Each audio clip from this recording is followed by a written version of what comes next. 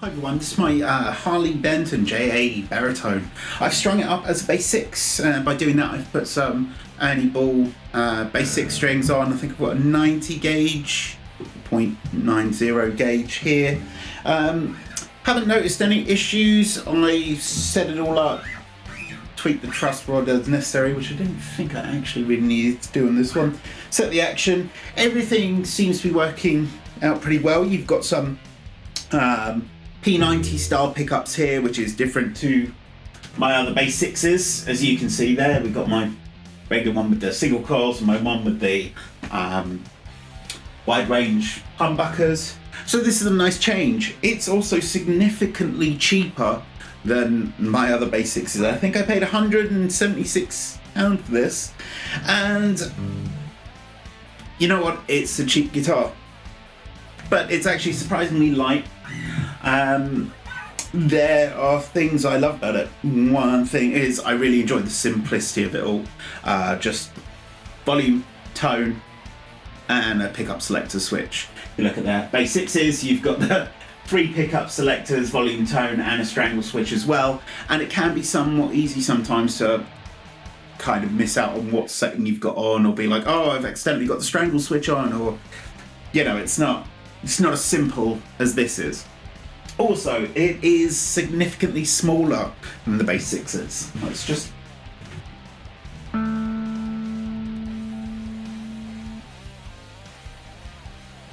the body size is a lot smaller, and because of that, it is of course lighter as well.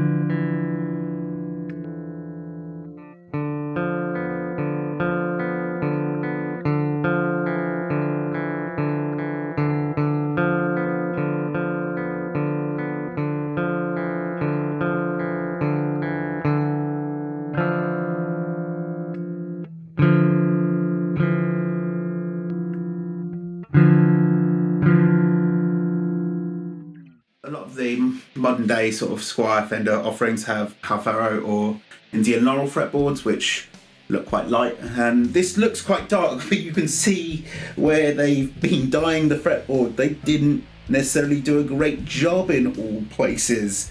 The tuning pegs here, while I believe the actual mechanism itself is metal, the actual pegs here are plastic. And while I don't have a massive problem with that, what you do need to consider is obviously with the higher tension of the basic strings, I am worried that at some point I'm just going to twist it and the resistance is going to be too much, and I'm just going to strip out whatever's holding it there because it's made of plastic. I played 2 gigs with this as a bass 6 now, and I've really enjoyed it. The back of the neck is kind of sticky. It's got a high gloss finish, but you know, you'd get that on a lot of guitars anyway. Overall, I think it plays really well. I haven't had any issues with dodgy electronics. I'm sure you could spend a bunch of money in upgrading all this. One thing I would say is that it's a string-through body, and I think the bridge may have been slightly misaligned, or that the holes to go through the body were slightly too small for these strings, so I just took the drill and widened the hole. The actual, I think they're called ferrules, that hold the strings in, the metal bits here, literally fell out as soon as the strings weren't pulling them in. So actually it was relatively easy to do, to just get a drill out and just widen the holes a little bit without making a big mess of things. But yeah, these things will just fall out when the strings aren't there. So not the greatest, but also not really a problem.